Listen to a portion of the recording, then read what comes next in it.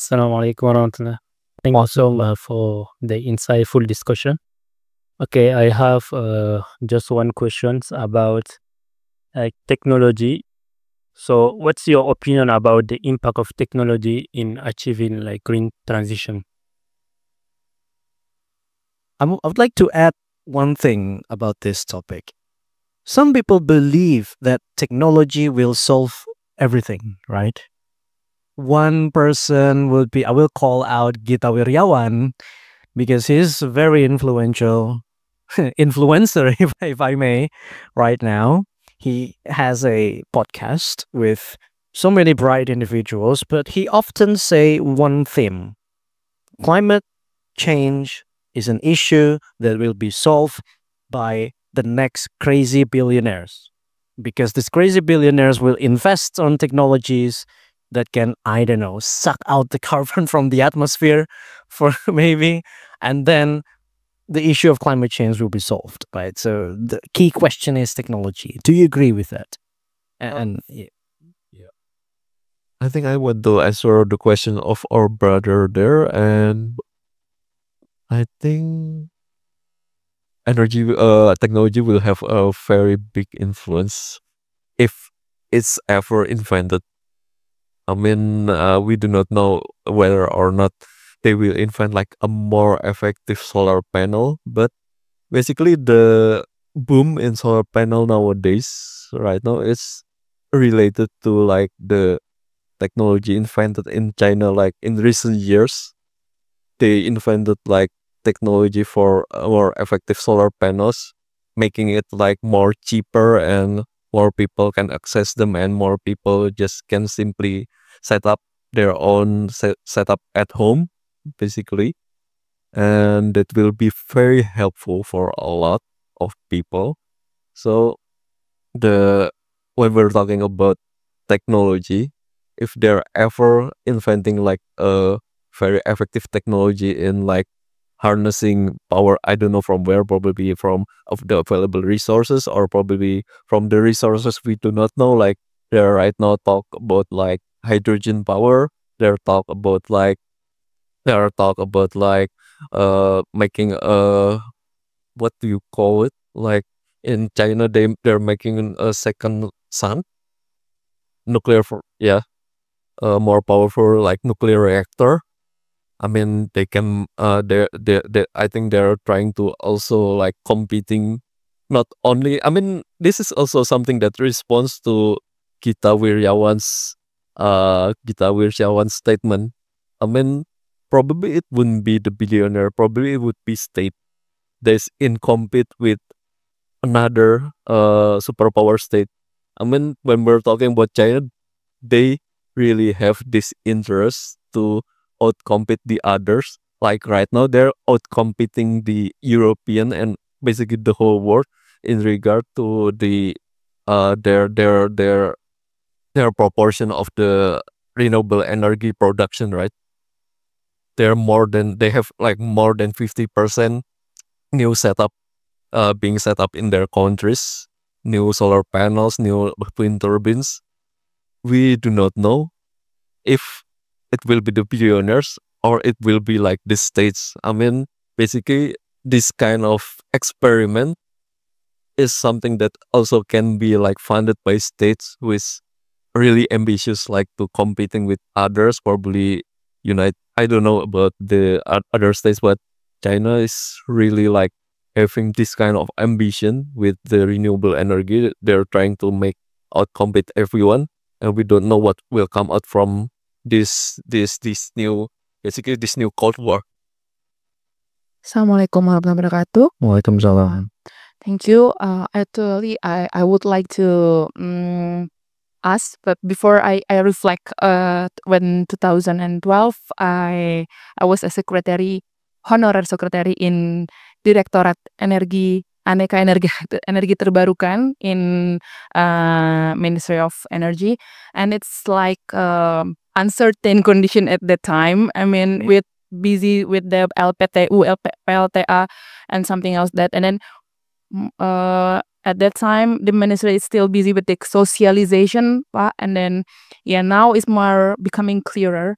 But at the time, I also found there is Indonesia faces global pressure to reduce the carbon emissions to combat the climate change.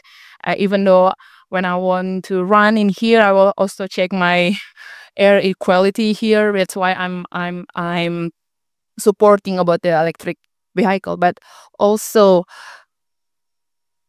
there is a gap, of course, Indonesia with another countries that already developing this issue, the how to fit it, the gap, for Indonesia to achieve the goal with the same with another country that already developed the development this issue, and then how to raise the public awareness to be a participate. I mean, yeah, okay, we can use the public transportation, for example, and then but also we our public transportation is not properly, and then we want to purchase the electric vehicle is not achieved, and then how we need to increase the public awareness about this issue. I think that's matter.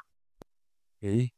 Regarding the our gap with other countries, I mean, it depends on what countries we are talking about, what countries we are comparing ourselves to. I mean, we cannot try to fill our gap with China. It's just too fast. The gap is just too fast. We cannot hope to like fill our gap with European countries, because I mean, we're talking about electric vehicles, we're talking about like energy consumptions, we're talking like public transportation. They already have like their infrastructures being very well built into their cities, and also into their rural landscapes.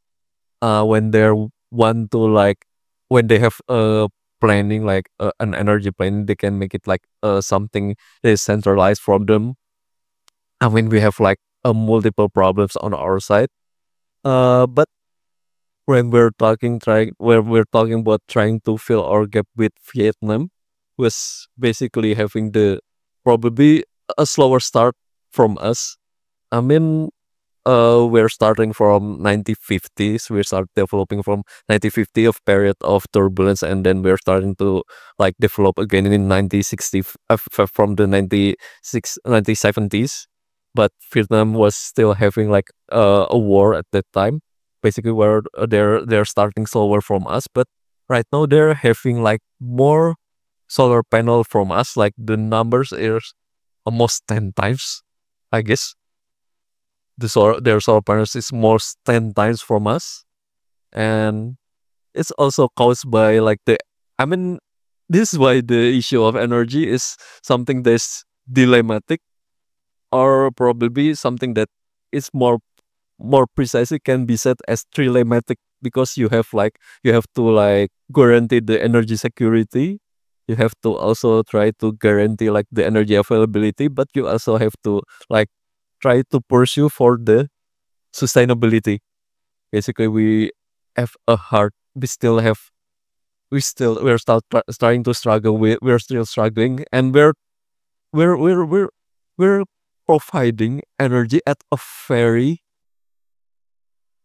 what Cheap, do you call cheap level. affordable, Yeah, affordable a level. very affordable rate. I mean, compared to Vietnam, our energy price is so low compared Yeah. to Vietnam, Okay. compared to China, compared to other countries. So basically, when we're talking on the community level, the community do not have like the more motivation to transition themselves to like solar panels or other renewable energies, or trying to like finding their own ways. Probably there are some engineers probably in the communities trying to like making some kinds of power sources. But when we're talking about in Indonesia, we also have so much cheap energy. Our energy source are very cheap. People are not trying to like transition because they can get it for cheap. I mean, I think the first country that we need to like fill our gap with is of course with Vietnam, with other probably Southeast Asia countries that have like probably the same similar start with us. And when we're talking about our competition with Vietnam, we're also being faced with whether or not we want our energy to be cheap, because right now we cannot transition that because it's very much subsidized. Our energy are subsidized. We can get it for very cheap, and that makes people everywhere can like access the energy. It's available for everyone. We can charge our cell phones. We can like go. I mean, people can buy like their gasolines for subsidized, right? And they can go. I mean, when we're talking about energy, when we're talking about we're trying to like halting the consumption of the fossil fuel people, it will also have the impact in life of these people. It will not have, of course, they it will have economic impact. It will affect their of course money. And I mean, yeah, I mean, when we're talking about that, there's some dilemmas that we need to address first. And the next, Yeah, that's. I think your last remark talks so much about the public awareness as well, right?